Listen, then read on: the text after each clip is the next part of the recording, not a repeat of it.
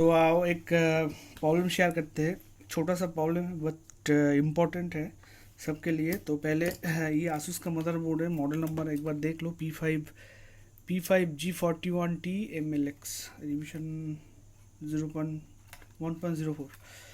तो इसमें प्रॉब्लम ऐसा है, टैग देख के तो पता चल गया है, तो देख भी लो थोड़ा सा। कोई कोई भी रैम इसका सपोर्ट नहीं कर रहा है बोर्ड में। जो भी रैम डाल रहा हूँ वो रैम का एरर दे रहा है, पर रैम का जितना वोल्टेज रिक्वायर था सारा मैंने चेक किया, स्लॉट मैंने क्लीन किया, फिर भी कोई काम नहीं बना। ठीक है, देखते जाओ। ये देखो E0, इसका मतलब क्या, रैम का इशू है। तो मेरे पास तो बहुत, ये देखो क्या हुआ अभी, एक सेकेंड। अच्छा, ये बीप दे रहा है, ठीक है, सॉरी, ये बाजा थोड़ा सा हिल गया है। ये देखो, एक सेकेंड, ये रैम का एरर आ रहा है। ठीक है, मैंने मेरे यहाँ पर मेरे पास बहुत सारा रैम है, मैंने चेक करके देख लिया है,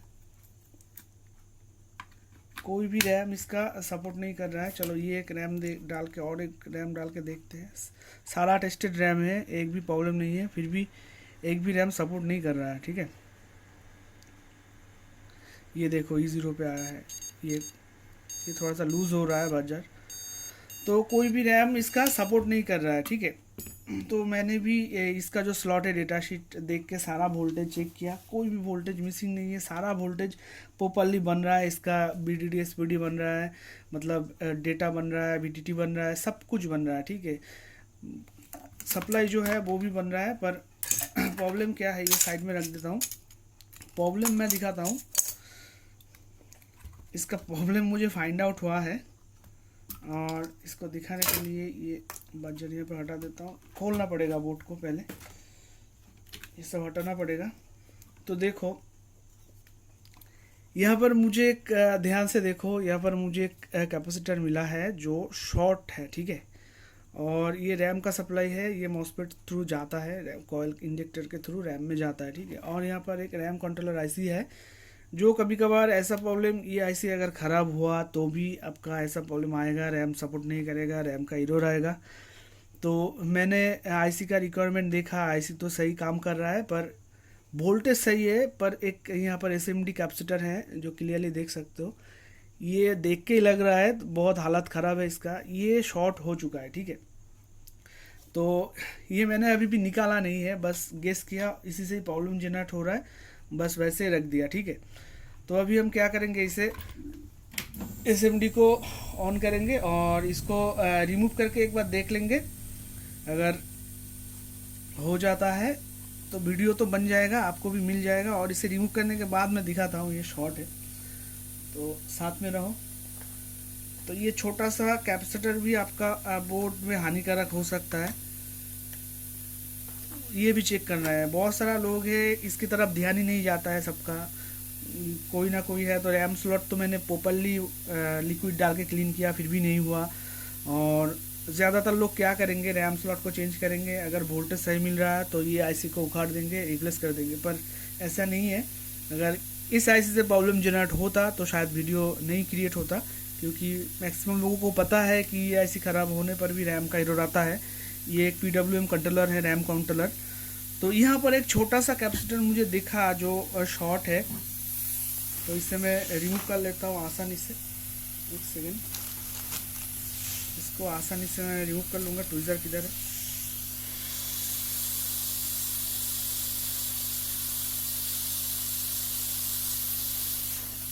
एक सेकेंड, ये मैंने हटा दिया।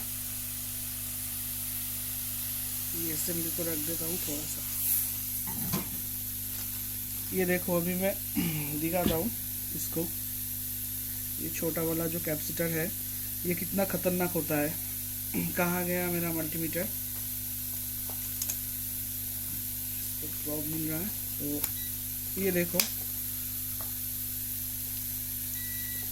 ये देखो ध्यान से देखो, इसका जो ये शॉर्ट है, ये कहाँ गया, सॉरी, मिल गया। ये देखो ये शॉर्ट है। ठीक है, क्लियर दिख रहा है, और भी पास से दिखा देता हूँ। एक सेकेंड, SMD को थोड़ा सा कम करना होगा। अब देखो क्लियर दिखेगा। ये देखो, ये दोनों नोड है इसका, ये देखो ये कैपेसिटर जो है ये शॉर्ट है। यहाँ पर कंटिन्यूटी आएगा पर कंटिन्यूसली बीप नहीं करेगा, ठीक है। अगर कंटिन्यूसली बीप नहीं कर, सॉरी कहाँ गया, ये गुम हो गया, यहाँ पर चला गया। कंटिन्यूसली अगर बीप करे तो ये शॉर्ट है। अगर थोड़ा सा बीप करने के बाद, इसको कंटिन्यूटी देने के बाद आवाज़ जो बजट जो है वो बंद हो जाए तो वो शॉर्ट नहीं है।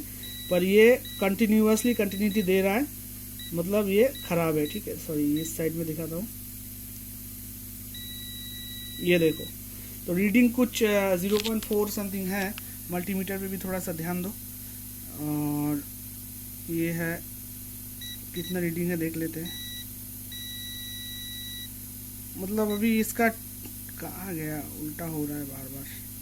ये बहुत छोटा है ना, इसलिए प्रॉब्लम जनरेट होता है। एक सेकेंड, 0.5 रीडिंग आ रहा है पर ये शॉर्ट है, ठीक है। तो इसे हटा देते हैं।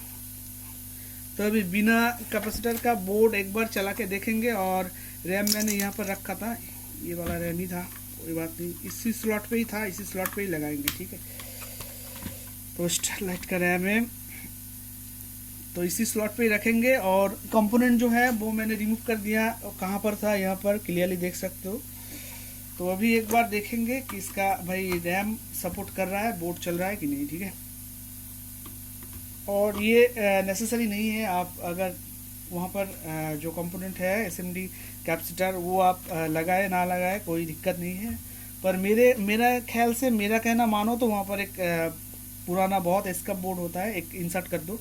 कैपेसिटर बोर्ड में दिया होता है वोल्टेज फिल्टराइज करने के लिए, तो दिया है मतलब कुछ ना कुछ काम इसका है, ठीक है। तो हम ज़्यादातर लैपटॉप में ऐसा करते हैं, शॉर्ट होने की वजह से कैपेसिटर उखाड़ के फेंक देते हैं, पर ऐसा नहीं है, उसे लगाना चाहिए। तो अभी एक बार देख लेते हैं। और ये ऑन किया, वो बजर मैंने हटा दिया, एक सेकेंड।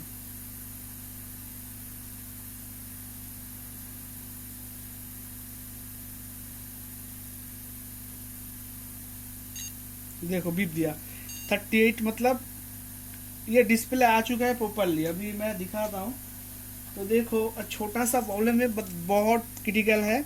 और इसे गलती से भी भूल मत करो, ऐसा शॉर्ट मिले तो तुरंत, अगर रैम सेक्शन में कोई भी कैपेसिटर शॉर्ट मिले, इसके कारण भी कभी कभार होता है कि रैम सपोर्ट नहीं करता है।